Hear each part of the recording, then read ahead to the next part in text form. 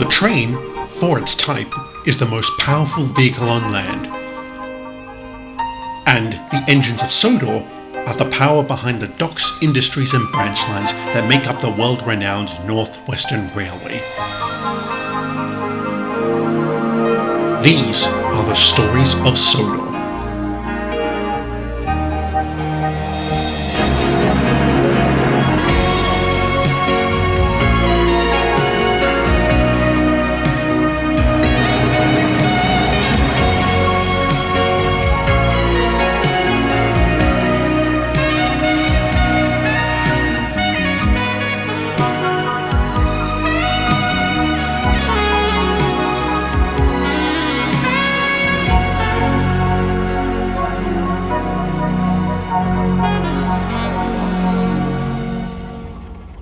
The old saying goes that timing is everything, and this is especially true on a railway. If a company is to be successful, it must demonstrate absolute reliability by adhering to its schedules. This was somewhat problematic on Sodor, given that two separate companies worked on the island.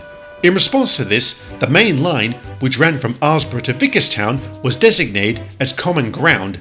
Essentially, this made it like the roads in that it was there to share. The branch lines, however, were a different matter. At this point in time, only two such lines existed on Sodor, the Farquaad branch and the Brendam branch. These lines were considered too small to be shared, so each company was granted the exclusive rights to their operations. We handled the Farquaad branch, while the middies worked on Brendam. As I said last time, Eric's arrival on Sodor was a great boon to our efforts on the Farquaad branch, particularly when it came to servicing the quarry. His robust design allowed him to carry long trainloads of stone from Anofa to wherever they needed to go, always doing so with a smile on his face. I'll begin today's story with Thomas's usual afternoon train to Farquaad, a service that included a stop at Elsbridge. This is probably a good time to talk about its tyrannical station master, Alexander Jeffries, a man who had likely been working for railways since before the advent of steam engines. I don't think I've ever known a more horrid man. He ran that station like his own private kingdom, ordering his staff to do one menial task after another, all the while strutting about the platforms like a rooster. And heaven help any engine that was ever late, for they would receive a vicious tongue lashing, even if they lagged by only a few seconds. And yes, I am being serious. Jeffries was the reason why we never enjoyed stopping here, but I'm glad to say Thomas was in too good of a mood to be bothered by this. Afternoon, James. Beautiful day we're having, wouldn't you say? Yes, I suppose I would.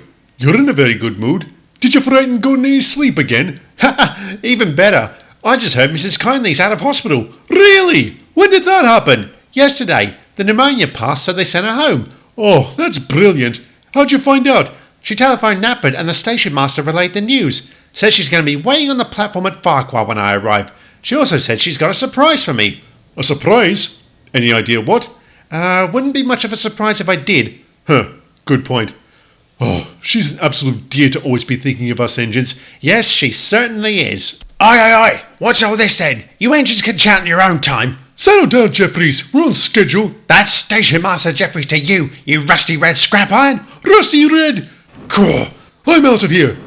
That was uncalled for, Jeffries. That's Station Master Jeffries. You throw out insults like that, you can forget about the title, mate. I am Station Master, and you will show me some respect. Like bother I will. Do us all a favour and just retire already. You insolent... Caw, this isn't over. That's what I'm afraid of. Thomas couldn't stay angry for long, not as he began to climb the Farquaad branch. This line had special significance to our number one, as he, Toby and I had helped build it back in the days when we were part of the Elsbridge and Knapford Railway. The line climbs high into the hills, passing through many small towns. It was in a quaint trackside cottage along this line that Mrs. Virginia Kindly lived, one of Sodor's most prominent citizens. The widow of the noted industrialist Montgomery Kindly, she spent most of her time holding charity events, often utilising us nor'easters to provide her guests with rides and day trips. Thomas couldn't get to Farquaad quick enough and was surely over the moon to see the philanthropic dowager, who was in the company of a strangely familiar young woman. Hello, Mrs. Kindly. It's so good to see you. How are you feeling? All the better for having seen you, Thomas. Oh, well, thank you. I gotta say, you're looking as fit as ever. I certainly feel that way, but my doctor has advised me to take it easy. That's probably a good idea, Mrs. Kindly. To hear that from you, Thomas, my mother might actually be inclined to listen. Mother? Bust my buffers! Jenny, is that you? Hello, Thomas. It's been a long time. A very long time. Goodness, I can remember you all throughout the construction. You were always out in that little red dress of yours brightening up our days. Just look at you now. Last I heard, you were at university studying archaeology. I completed my degree and went to Greece. I worked on a number of sites, including one where I met my fiancée. Your what? That's right, Thomas. My little Jenny is getting married, right here on Sodor. That's... Oh, I can't find the words. Congratulations, Jenny. When's the big day? September 15. Well, I'm sure the Norrises will be happy to help in any way we can. I'm hoping Mr. Starr will say the exact same thing. I have a meeting with him this afternoon. Well, climb aboard and I'll take you right there. Thank you. A wedding! That's wonderful, isn't it, Clarabelle? Oh yes, Annie, I do hope we'll be involved. If it's going to be anything like Mrs. Kindly's other parties, we'll have to be. And given the conversation Mrs. Kindly had with Mr. Starr, which he in turn relayed to us, that indeed looked to be the case. But as this is a story about branch lines, I'll go into that more next time. In the months leading up to the wedding, business on the Farquaad branch remained very brisk, as the quarry and the Tory Rex sawmill were doing particularly well. Eric's ability to deliver their goods directly to their destination was a key component towards keeping their business strong. Now, it's not in my nature to disparage a colleague, but I do have to point out something about our number 12, chiefly that he wasn't exactly the brightest engine to ever come out of the works. He tended to take trains that weren't his, and sometimes outright forgot which ones he was meant to take.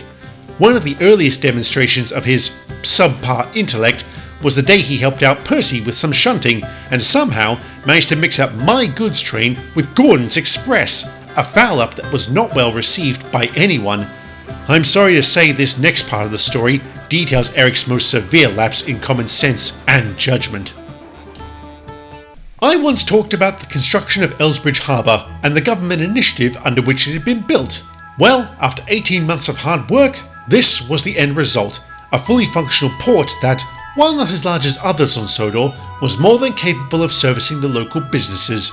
The harbour enjoyed a steady input and output of goods, doing so well that its board of directors intended to expand and approached Mr. Starr with the contract for such a job.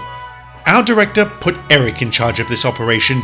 Over the next several months, our number 12 delivered trainloads of stone and wood to the growing site, ensuring its construction remained on schedule. Okay, here we are. But, I don't see Clive. Clive? Clive, where are you? Settle down, Eric, you young whippersnapper. I'm right here. Oh, sorry, I didn't see you there. That's obvious, as is the reason why you're here. Yep, I need another load of stone for the harbour. We might have a problem there. Why?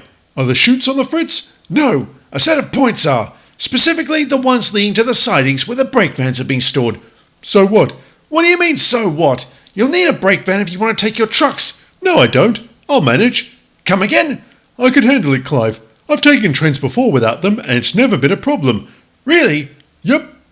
Well, alright then, I guess. Tops. I'll just get turned around and be right back.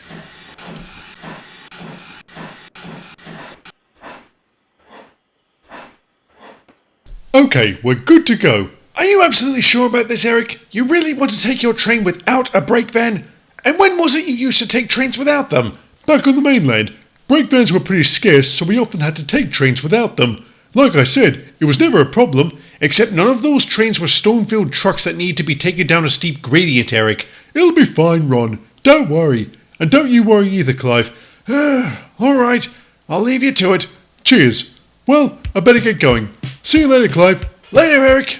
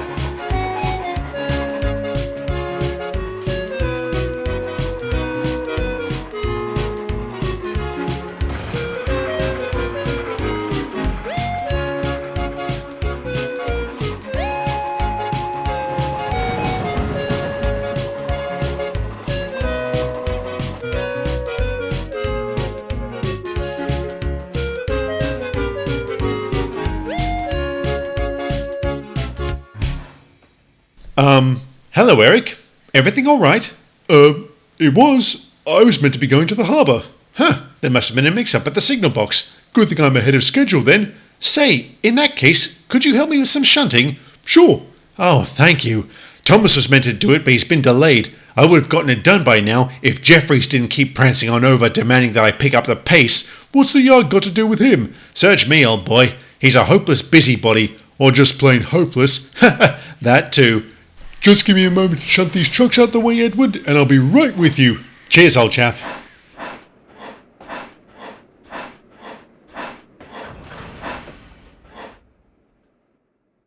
Here, Gov. I'm so sorry about that. Don't worry about it, mate.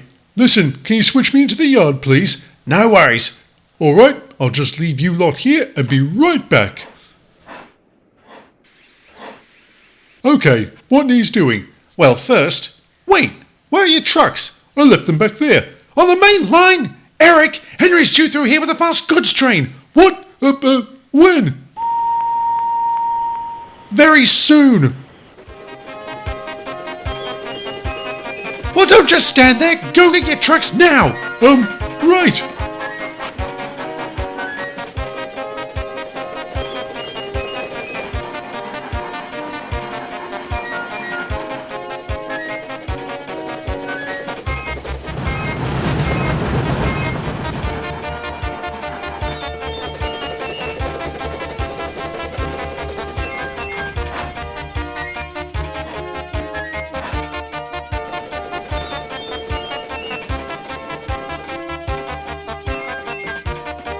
What the? Look out!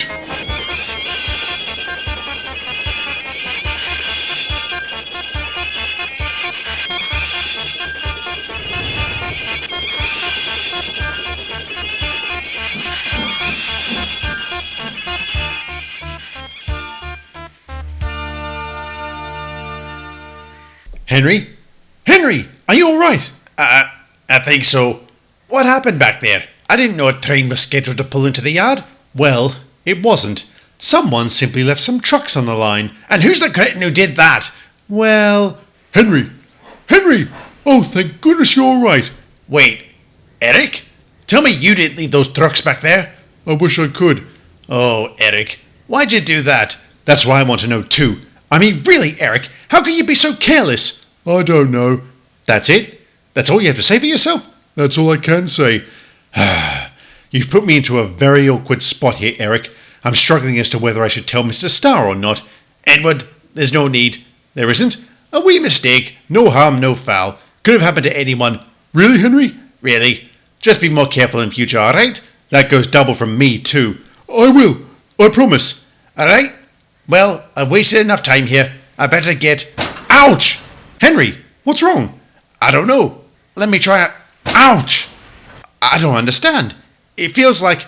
Oh no, I think I've got flat tires. I'm sorry to say that was indeed the case. By stopping so suddenly and at such a high speed, the bottom of Henry's wheels had become squared. This meant he couldn't move. Mickey had to come and take him to the works, and he brought Mr. Starr with him. Our director was utterly furious, as all of Henry's drive wheels would have to be replaced, a process that was by no means cheap. Leaving trucks on the main line? Yes, sir. I know it was stupid. That may be the biggest understatement of the century. Honestly, what were you thinking? Listen to the question. If you were thinking at all, this fiasco wouldn't have happened. Sir, I promise it'll never happen again. I hope not, especially since you'll have to act as Henry's replacement while he's being repaired. Edward, I'm putting you in charge of the harbour expansion. Yes, sir. As for you, Eric, consider yourself on indefinite probation. If you fail one more time, I don't care how minuscule it is, I will send you packing. Do I make myself clear? Yes, sir. I did feel for our number 12, or rather, I would. At the time, I too was very angry at him for all the problems he had caused. I'll never know just how miserable Eric must have felt, but I can only imagine given the look on his face.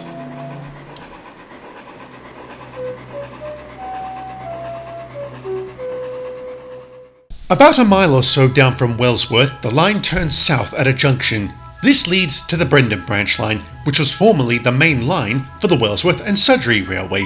At the end of this line is the seaside city of Brendam, which boasts the largest port on Sodor. Because of the size of the docks, the middies enjoyed a constant stream of goods contracts, with ships delivering vast numbers of passengers literally to their doorstep. Normally, such heavy traffic on a branch line would not be possible, but naturally, the bridges and tracks were strengthened to compensate for this. While the middies always had ample work, I didn't envy them for their position, as it meant they had to contend with a certain disagreeable old barge. Come on, get those trucks sorted. Settle down, laddie. I'm going as fast as I can. Huh, then you may as well stop. You're not the only ship in port that needs tending to, you know. I don't care about other ships. Or anything else for that matter. Oh, spare me. You've done your job, now push off. Douglas's tiff with Bulstrode would put him into a foul mood for the rest of the day, and this was unfortunate for the Mies number 10, as on this day, Mr. Zorro had informed his crew that a large shipment of China clay from the nearby pits needed to be filled. It was all hands on deck for this job. All day long, the middies worked themselves hard to fill this order, the China clay being loaded onto ships for export so it could be turned into paper, pottery, and other things. Throughout the day, Douglas would gripe constantly about Bulstrode, and no amount of calming words, even from Donald, were enough to stop that. Ark, that rusty old fool must have barnacles on the brain. Oh, are you still going on about Bulstrode, Douglas? He's a prat, Diesel. Are you just waking up to this? He's always been a cantankerous git. Ark, I only wish I could treat him as badly as he does everyone else. Way ahead of you, Douglas. How do you mean, Drolin? Let's just say I thought he could use a relaxing time at the beach. Do I want to know the specifics? No. Well, thank you, Drolin. Yes, thank you, Drolin. Maybe now Douglas will stop griping and do some work. All right. Don't get your fuses in a fizzle. I'm moving. Good. I swear, I have to do everything around here. Why can't anyone else just... Oh no! Crikey, Diesel, look what you've gone and done. I'm aware of what I've done, Douglas. Goodness, the current may well take those trucks out to sea. I'll alert the Coast Guard. Oh, real professional, Diesel. Belt up, Douglas. It was several hours before the recovery operation was completed. Although the trucks were pulled from the sea, the clay was lost. Mr. Zorro was not happy, as this accident cost the middies a great deal of money. As punishment, Diesel was assigned to scrap runs for the next fortnight, which is considered by many engines to be the lowest duty one can perform. I'm sorry to say things weren't much better for Douglas the following day as he tried to deliver a shipment of China clay to Alsborough. Although he hadn't seen Bulstrode, he would nonetheless suffer an annoying inconvenience. But that's a story for another day.